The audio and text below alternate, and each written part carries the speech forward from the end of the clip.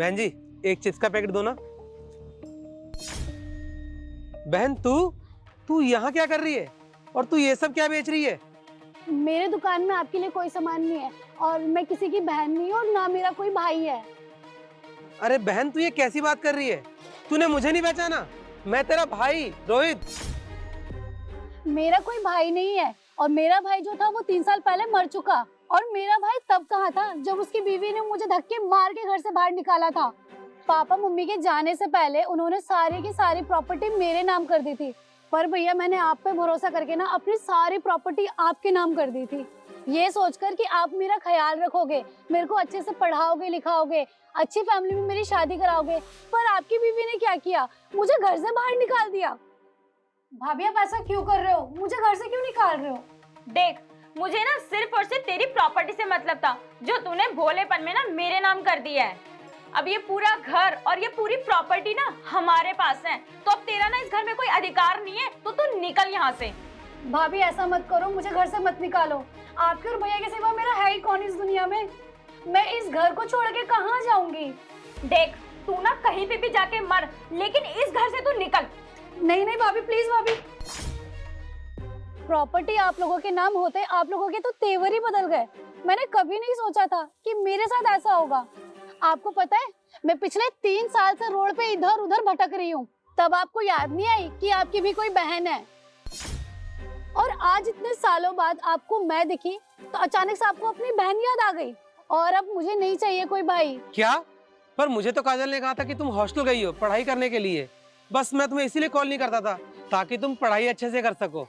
और जब भी मैं घर आता था तो काजल मुझसे कहती थी कि उसकी तेरे से बात हो गई है।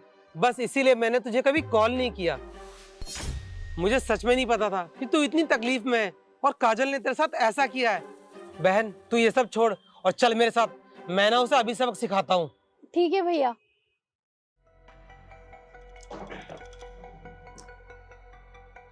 अरे आ गए आप एक काम करो, जल्दी से फ्रेश हो जाओ, मैं तब तक आपके लिए खाना लगा देती हूँ। वो सब तो ठीक है, पहले मुझे ये बताओ मेरी बहन कहाँ है?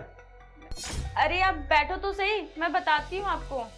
मैंने तुमसे पूछा ना, पहले मुझे ये बताओ सिमरन कहाँ पे है?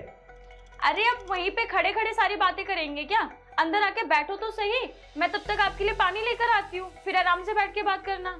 नहीं, मैं यहीं खड़ा रहूंगा। पहले मुझे ये बताओ मेरी बहन कहाँ है? अरे अब चिल्ला क्यों रहे हो? आपको कितनी बार मैंने बोला है कि आपकी बहन हॉस्टल गई है पढ़ने के लिए। तुम मुझे एक बात बताओ कि जब भी मैं घर आता हूँ वो मुझे मिलती क्यों नहीं है? हमेशा हॉस्टल में क्यों रहती है? कभी तो छुट्टी पड़ती होगी ना उसकी। अरे मैं आपको कितनी बार बता चुकी हूँ कि जब वो घर पे आती है तो उनकी पढ़ाई डिस्टर्ब होती है, उनको आराम से पढ़ने दीजिए ना।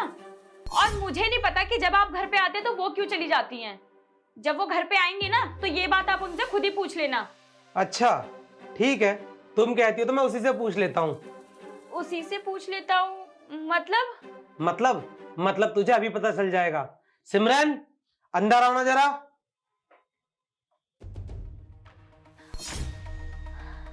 तुझे क्या लगा कि तेरी हरकतें कभी मेरे सामने नहीं आएगी?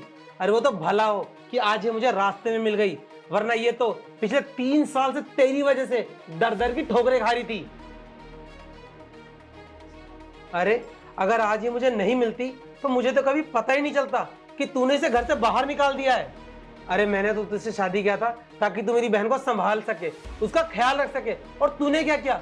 उसी को घर से बाहर निकाल दिया, जिसने बिना सोचे समझे अपनी पूरी प्रॉपर्टी हमारे नाम कर दी। और जो तूने हरकत की है ना, इसके बाद तू इस घर में रहने के लायक नहीं है, तो तू निकल जा इस घर से।